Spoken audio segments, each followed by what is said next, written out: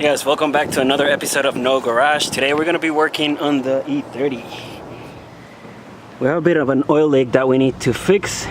So first of all, the M20 engine is known for leaking oil, so I'm not surprised whenever I see a little bit of oil. As you can see, I do keep a tray here under the car for any fluids to protect my driveway. And recently I noticed quite a bit more oil than what I'm used to seeing. So there's definitely something wrong here and a new oil leak. You can see some power steering fluid here as well. My steering rack is leaking all over the place. That's another item on my to-do list, but today the oil is what concerns me.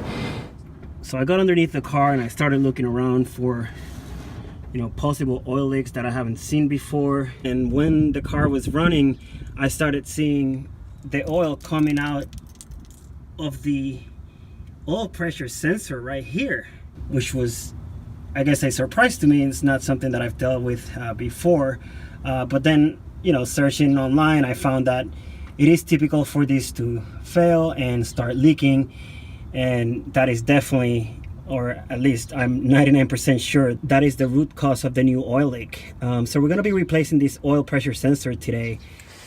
So here's what you're going to need to get this job done. Of course, the oil pressure sensor itself. So here's a brand new one I ordered online. It was around $7, less than 10 bucks for sure, shipping and everything.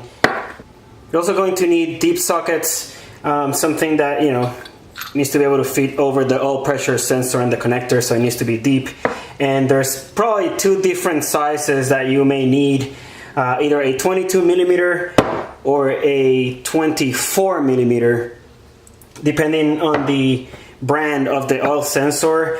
In my case, I was lucky enough to need both, of course. The new one is a 22 socket. The one that I have installed on the car, which may be OEM, is a 24. So just make sure you figure out what you need before you get started, and of course a ratchet. So the first thing we're gonna do here is disconnect the wire.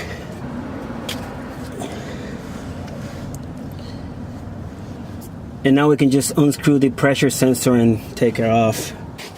Now you will likely be making a bit of a mess as usual when working with oil, so make sure you have a catch can to catch whatever oil comes out.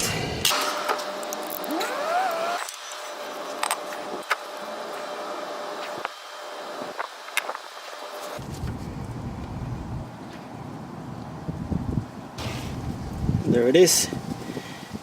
Shouldn't be too tight in there, so it should be fairly easy if you have the right socket. And that was a lot less oil than I was expecting, so that's actually not bad.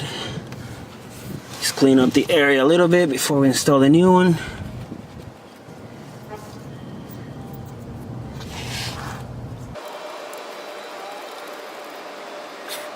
Alright, so the Bentley service manual calls for 22 to 30 foot-pounds of torque for the oil pressure switch. So we're gonna, every time I get a range like that, I just hit it right in the middle. So I'm setting mine to 26 foot-pounds.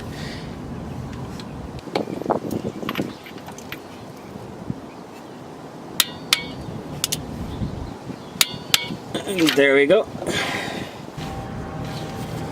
I'm gonna clean up the connector a little bit. It's full of oil, of course, as the other one was leaking. It should only fit one way, but there is only one clip that has a metal contact, so just be conscious of that. And that should do it. It's a brand new oil pressure switch installed, and I hope I don't see this oil leak again. So now we're just gonna check the oil levels, since we've lost quite a bit of oil.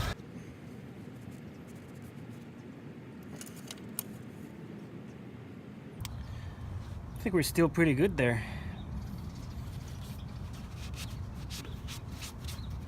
Probably doing an oil change soon anyways. This oil's starting to look a bit dirty.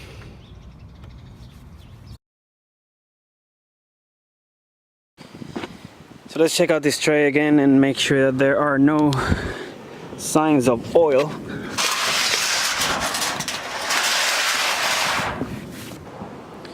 That looks much better, just red, which is what I expected. Power steering fluid, of course. So that will do it for this video. Please leave your comments below, and I will see you all on the next one.